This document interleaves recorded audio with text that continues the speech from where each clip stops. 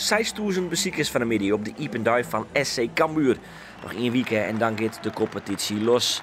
De spelers die worden presenteren en nemen plak van een hele grote oude midden op het terrein en op het gas van Cambuur. Vierde keer zelfs even bij Galicia in de busje of het stadion in. Van ben met tal van activiteiten, maar het gaat vanzelfs om het voetballen. En Freek de Jong weer de laatste oefenwedstrijd van SC Cambuur. De tjist onder zo wijze Al Wassel, een Arabische ploeg, maar die zei krijgt van de wedstrijd aan. Achilles 29 uit de eerste divisie woe nog wol.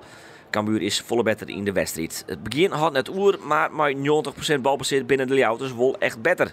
Na een kwartier valt de 1-0. De bal komt van de voeten van Rijnen en die knalt de bal in het dak van de goal.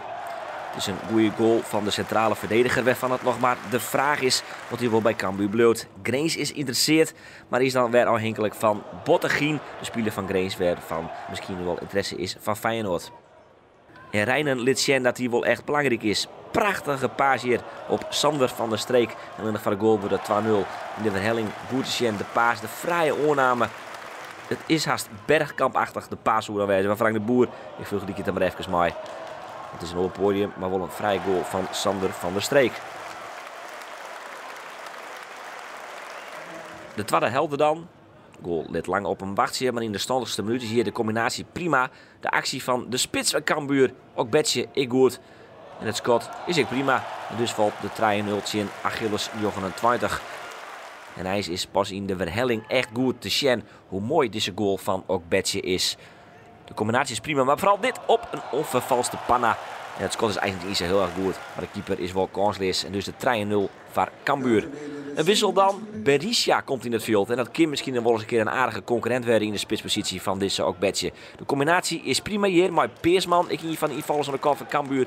De vastzet bij de eerste peel, ik scherp. En daar is dus die Albanese spits, Oeka van AS Roma. En die tikt het bij de eerste peel de 4-0 in. En dat is, vond ik, de eindstand. Het shot er goed uit van Cambuur op basis van die oefenwedstrijden. Al is het vanzelfs nog de vraag of je Rijden op een Cambuur bloot. Nee, ik heb zelf echt nog niks gehoord. En 9 van de 10 keer dan hoor ik spelers, zie ik spelers wel eens liegen en doen. Maar ik heb nog niks gehoord. Ik hoor inderdaad van meer mensen vanuit de media en dat er geruchten zijn, maar ik weet van niks. Ja, ken ik zei zo'n 8-0 worden. Ik praat even met die trainer en ik zei hem onder de wedstrijd, geen ooit wat via de fruit man. Want er is niks aan zo. Ja, maar hij zei, wij kennen het beter. Als je een NEC-spelers, een Twente-spelers, nog een Eredivisieclub. Hij zei, dit is de eerste keer dat we helemaal voetspelen worden, dat is net normaal. En ze konden ik een beetje voelen naar het om. Dus daar hebben we gewoon goed in.